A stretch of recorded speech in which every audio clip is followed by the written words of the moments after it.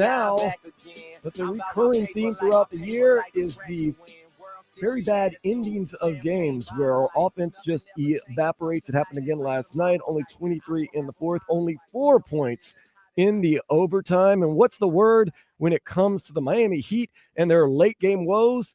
No, it's not help. It is aggressive. They need to be more and more aggressive. That seems to be the theme. So after the game, media spoke with some of the guys on the Miami Heat.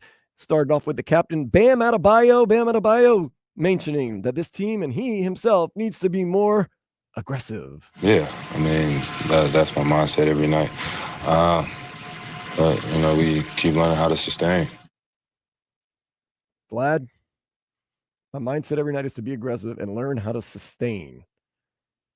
Does that speak to me saying they really don't know what's going on? They can't figure it out? Maybe not. I mean, okay, let's continue on. I know. I mean, what are we going to do? We got a couple more games this year. Okay, so Davion Mitchell had a nice night last night, 20 points. He says, man, it's basketball. You have to be aggressive. I mean, like I said before, at the end of the day, it is just basketball. We played with each other before.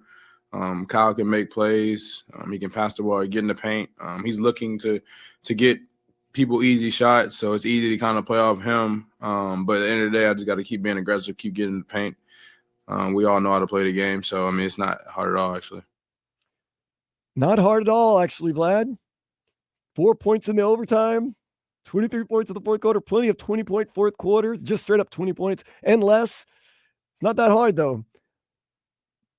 I like also how we got that new up-tempo offense that wants to shoot more threes, and we have Davion Mitchell saying, I got to get into the ring, I got to get in the lane, I got to get in the lane, I got to do this, I got to do that.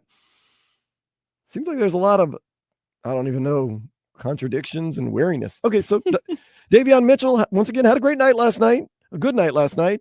He said, well, Tyler Hero was out. So I wonder what his thought process was with Tyler Hero out. Maybe I should be more aggressive.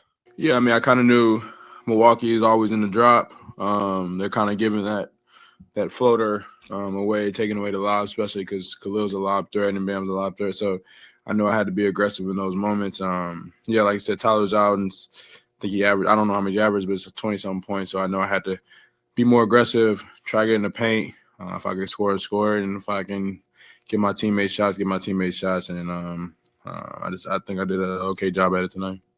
So obviously Eric Spoelstra and the team and the coaches are stressing being aggressive because you're hearing a whole lot of I need to be aggressive. It is a point of emphasis. I don't know any coach that tells you not to be aggressive. So are they not going after the baskets? Are they not being aggressive enough? Is that what the problem is in the fourth quarter? Or is the ball just not going in?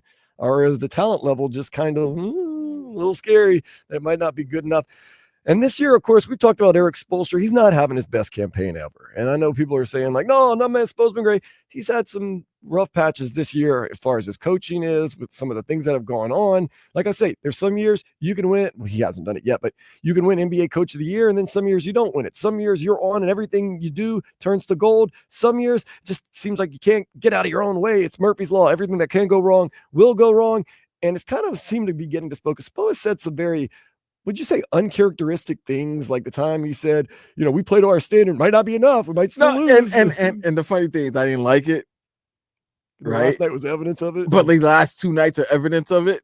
Yeah, but it's still not what you want to hear. It's not your standard. It's not the standard. Exact. The standard's a standard. This is not the standard. So Spo last night said something that to me didn't sound so much Spo-like. Basically, he was saying we are playing really good and we really deserve to win more.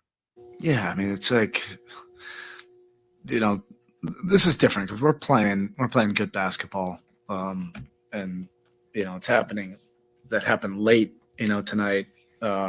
This is the thing where we have to be disciplined and not think this is, what was happening before. He got to 4 with 2 minutes and just had a really unfortunate foul on I think it was the third time we fouled the 3-point shooter. And that made it a 1-point game. And our defense was great. Pretty much the majority of the game. And then, when we needed it the most, we just couldn't get those stops. Whether it was an offensive rebound, they only had 3 of them, but they had that big one, and obviously the foul and 3-point shooter. But it's a tough one, because we played, well enough that I feel like we should have won. Spo sounds a little just, oh man, we're playing good. We should have won. Why can't we win? He even kind of says it like, it's just unfortunate. It's just been a series of unfortunate events late in games for the Miami Heat, fouling 3-point shooters. It happens, but to happen at that many times in a game, not being aggressive enough, although everybody says they need to be more aggressive. Our defense is good, but when we needed it, it just left us. They made a big shot. We're good enough, but I feel like we should win. Well, not this year, Spo. Not this year. You get him again. We'll get him again. Philadelphia 76ers. Because you know what? These last 2 losses, it just deflated his balloon that he was about to say, this is exactly what I was saying. The grind. You got to commit to the grind. This is not easy. This is earned. You have to accept. You have to embrace it. He was getting ready to start spitting all the Spoisms. Of course. And then they lose the way that they've lost the last 2 games. And it's like, oh, man, just exactly what I was saying. No. You can hear it right now. Like, you guys didn't believe us when we kept telling you in that 10-game losing streak that we are going to have a process and that we are going to figure this out. And it's all part of the deal. And you guys just, and basically make us feel bad for, doubting when there was a 10-game losing streak. You don't look big picture. And we knew during those 10-game losing streak, we stayed together, and you guys just totally wanted to write off the season. And that's not the team we are. That's not the guys we have. And then you get that winning streak and you're like, okay. And then you lose those 2. And the way you lose them with the last second bucket by John Morant, and then kind of just folding up a little too early against the Bucks, you say, oh, I wanted to win going into the play-in and feel good. But now, and the most deflating thing isn't the last second John Morant. It's the terrible overtime where you have 4 points. It's the mental mistakes you made. And Spell even said it. We have to be disciplined enough not to think about it. That, the fourth quarter is happening again. We have to not think about it, meaning it's in their heads. And I mean, rightfully so. I mean, we're only human beings. And I know armchair quarterbacks, you got to be bigger than that. You got to be better than that. It's like, no, it's not that easy. It's in their heads. And not having Tyler Hero didn't help. They didn't have Damian Lillard. Yeah, I don't want to hear about who. Because Damian Lillard actually has better numbers this year than Tyler Hero all around. His whole career, life, since birth. Yeah, so I don't want to hear that. This was a game between Spo and Doc, Bam and Giannis, and the role players. Look, you got good contributions from Slow-Mo, Davion Mitchell. Duncan Robinson even played well enough. I mean, the game is really even if you look at it. It's just one team did it at the end, and right? Because they didn't get any help from Kyle Kuzma. Kyle Kuzma was a big free trade acquisition, during the trading deadline, and he only gave them 9 points. And if you look at Alec Burks gave you 24. Alec Burks has been Dunks gave you 16. Davion gave you 20. Kyle Anderson gave you 12. This was a bad showing for Khalil. Yeah. Oh, like I said earlier, he's a rookie, man. You're going to get those games where he'll score 15, 16 points, and then you're going to get. But he got Brook Lopez. Brook Lopez took him to school. Crafty, big-bodied veteran. Right. And he only had, look at that, 19 minutes. Yeah, he was out early. He was out early, and that Terry Rozier gave you nothing in 4 minutes of playing time. And, Jaime Hawkins Jr., how many minutes again? I mean, you can't even, you can't even ask what's going on. This was a winnable game. I mean, they only had Kevin Porter Jr. He balled.